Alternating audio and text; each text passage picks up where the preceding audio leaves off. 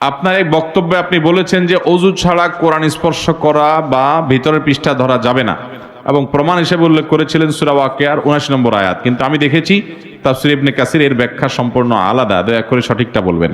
যদি আপনি এটা আমার কোনো বক্তব্য শুনে থাকেন তাহলে আমার মনে হয় আপনি ভুল শুনেছেন, অথবা কেউ এটা ভুলভাবে প্রকাশ করছে। কোরআনে কারিমে আল্লাহ রাব্বুল আলামিন বলেছেন লা ইয়ামাসসুহু ইল্লাল মুতাহহারুন, পবিত্র ব্যক্তিরা ছাড়া এটাকে অর্থাৎ কোরআনকে স্পর্শ করে না।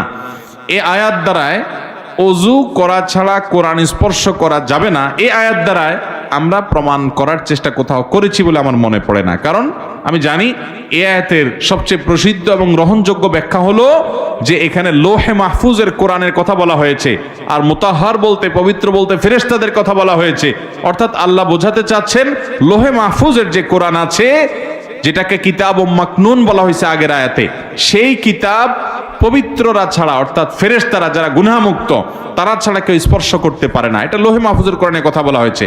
এই আয়াত দিয়ে কোরআন স্পর্শ করার জন্য ওযু আবশ্যক সেই মাসআলা এই আয়াত দিয়ে প্রমাণিত হয় না।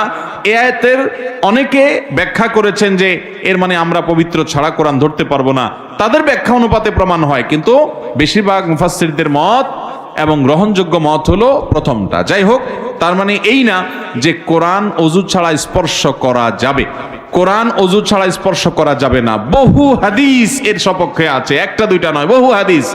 অনেক সাহাবীদের ফতোয়া রয়েছে, আসার রয়েছে এই মর্মে যে কোরআন স্পর্শ করতে হলে সেটা কাগজে লেখা হোক, সেটা পাথরে লেখা হোক, সেটা ওয়াল লেখা হোক, এটা ধরতে হলে, ধরে ধরে পড়তে হলে, টাচ করতে হলে আপনাকে ওযু করতে হবে।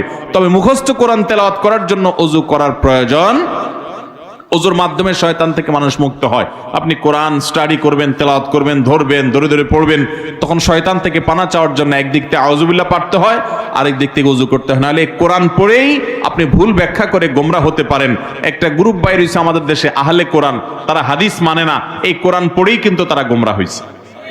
তো কোরআন পড়ে যেন কোরআন থেকে আমি আবার ভুল ভালটা না শিখি, ভ্রান্ত যেন না হই, এই জন্য শুরুতে আউযু বিল্লাহি মিনাশ শাইতানির রাজিম পড়তে হয়। আল্লাহ বলেছেন ইযা ক্রাআতাল কুরআন ফাস্তাইজ বিল্লাহি মিনাশ শাইতানির রাজিম, যখন কোরআন পড়বে শয়তান থেকে পানা চেয়ে নিবা, কারণ ও কোরআন থেকেই তোমাকে ভুলটা শিখায়া বুঝায়া বিভ্রান্ত করতে পারে, যেমন আহলে কোরআনীদেরকে করছে, হাদিস স্বীকারকারীদেরকে করছে। এরকম আমাদেরকেও হতে পারে, জন্য আউযুবিল্লাহ পড়তে হয়, সেই সাথে ওযুও করতে হয়। মুখস্থ তেলাওয়াত করবেন, ওযু করার প্রয়োজন নাই। এই বিষয়ে যদি বিস্তারিত জানতে চান, মাওলানা এমদাদুল হক নামে একজন আলেম, ডক্টর খন্দকার আব্দুল্লাহ জাহাঙ্গীর রহমতুল্লাহর বইগুলোর সম্পাদনা যিনি করতেন, এখনো করেন, তিনি একটা বই লিখেছেন কোরআন স্পর্শ করতে ওযুর প্রয়োজন আছে কিনা। এই বইটা কিনে নিতে পারেন, সেখানে বিস্তারিত দলিল প্রমাণ উল্লেখ করা হয়েছে। সেখানে আপনি পাবেন সাহাবা ইকরামের অসংখ্য অসংখ্য আসার, নবী সাল্লাল্লাহু আলাইহি ওয়াসাল্লামের হাদিস আছে যে কোরআন এটা ওযু ছাড়া স্পর্শ করা যাবে না। অতএব এই আয়াত লা ইয়ামাসসুল মুতাহহারুন আয়াত, এটা থেকে প্রমাণ করার প্রয়োজন নাই, অন্য আরো অনেক হাদিস আছে।